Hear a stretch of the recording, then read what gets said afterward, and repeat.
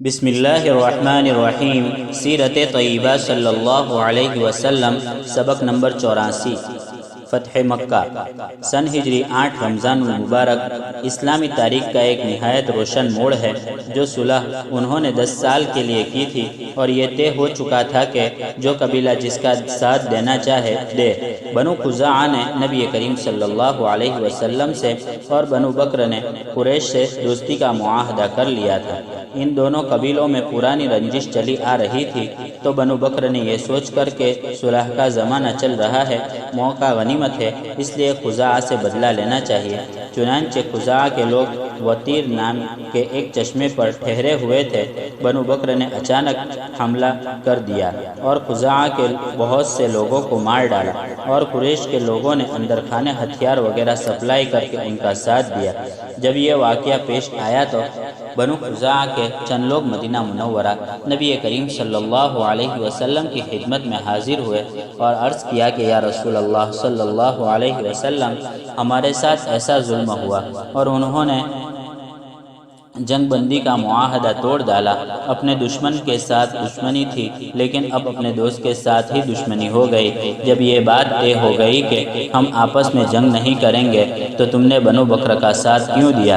تو نبی کریم صلی اللہ علیہ وسلم نے ارادہ فرما لیا کہ اب ان کے ساتھ آخری دو ہاتھ کرنے کا وقت آ گیا ہے، اور آپ نے تیاری کا حکم دے دیا اور اللہ تعالیٰ سے دعا فرمائی کہ اے اللہ، ہمارے اس ارادے کی خبر کسی بھی طرح مکہ والوں کو نہ ہونے پائے تاکہ ہم بالکل قریب پہنچ جائے۔ ادھر خاندان قریش کو احساس ہوا کہ ہم سے بدعہدی ہوئی ہے، تو ابو سفیان خود مکہ معظمہ سے مدینہ منورہ آئے۔ ان کی صاحبزادی ام المؤمنین حضرت ام حبیبہ رضی اللہ عنہا نبی کریم صلی اللہ علیہ وسلم کے نکاح میں آ چکی تھی۔ اپنی بیٹی سے ملنے گئے تو بیٹی کی قوت ایمانی دیکھیے کہ نبی کریم صلی اللہ علیہ وسلم کا بستر بچھا ہوا تھا۔ باپ کو دیکھتے ہی بستر لپیٹ دیا۔ پوچھا یہ کیا حرکت کی؟ باپ کا اعجاز ہونا چاہیے، لیکن آپ نے دیکھتے ہی بستر لپیٹ دیا۔ فرمایا کہ یہ رسول اللہ صلی اللہ علیہ وسلم کا بستر ہے، تم ناپاک ہو، اس پر بیٹھ نہیں سکتے۔ اگرچہ باپ تھے، لیکن نبی کریم صلی اللہ علیہ وسلم کی عزت و عظمت پر حرف نہیں آنا چاہیے۔ ابو سفیان کو بہت برا لگا اور کہا کہ یہاں آ کر تمہارے اخلاق بگڑ گئے۔ حضرت ابو بکر صدیق رضی اللہ عنہ کے پاس گئے کہ ہماری سفارش کر دیجئے کہ ہمیں معاف فرما دے اور معاہدہ پکا رکھے۔ حضرت ابو بکر صدیق رضی اللہ عنہ نے فرمایا کہ میرے بس کی بات نہیں، میں کچھ نہیں کہہ سکتا ہوں۔ پھر سفارش کے لیے حضرت عمر رضی اللہ عنہ کے پاس پہنچے۔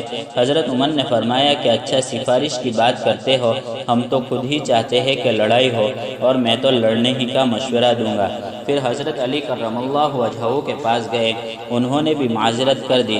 حضرت فاطمہ الزہرا رضی اللہ عنہا کے پاس جا کر حضرت حسن کا حوالہ دیا، انہوں نے بھی معذرت کر دی۔ حضرت علی نے فرمایا کہ تم خود ہی سردار ہو، یہ کرو کہ مسجد میں جا کر اعلان کر دو کہ میں امان لینا چاہتا ہوں، مجھے امان ہے۔ تو کسی نے کوئی جواب نہیں دیا اور خائب و خاسر مایوس ہو کر واپس چلے آئے۔ مکہ کے لوگوں نے معلوم کیا کہ کیا کر کے آئے ہو، تو پوری رپورٹ سنائی۔ لوگوں نے کہا کہ جب تم نے مسجد میں جا کر امان کا اعلان کیا تھا تو کسی نے جواب بھی دیا یا نہیں؟ تو منع کر دیا۔ انہوں نے کہا کہ علی نے تمہارے ساتھ کھلواڑ اور مذاق کیا ہے، اس اعلان سے کیا ہوگا؟ ادھر مدینہ منورہ میں نبی کریم صلی اللہ علیہ وسلم نے مکہ کی جانب کچھ کرنے کی تیاری شروع کر دی۔ ایک صحابی حضرت حاتب بن ابی بلتع رضی اللہ عنہ ہے، ان کے بیوی بچے مکہ معظمہ میں تھے۔ انہوں نے سوچا کہ ہمارے بچوں کو کوئی نقصان نہ پہنچے تو قریش پر احسان کر دو۔ انہوں نے ایک خط لکھ کر مکہ جانے والی ایک عورت کے حوالے کیا کہ تم اس کو اپنے بالوں میں چھپا کر مکہ کے لوگوں تک پہنچا دو کہ حضور صلی اللہ علیہ وسلم نے مکہ پر چڑھائی کی پوری تیاری کر لی ہے۔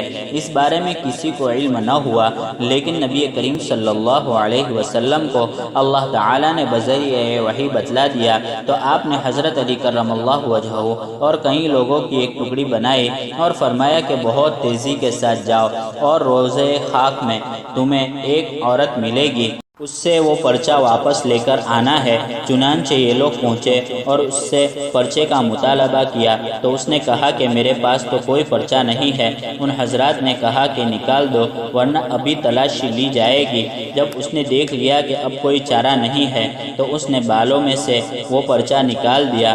جب یہ حضور صلی اللہ علیہ وسلم کے پاس پہنچے تو صحابہ کے اندر بڑا اشتعال ہوا کہ انہوں نے حضور صلی اللہ علیہ وسلم کا راز فاش کر دیا۔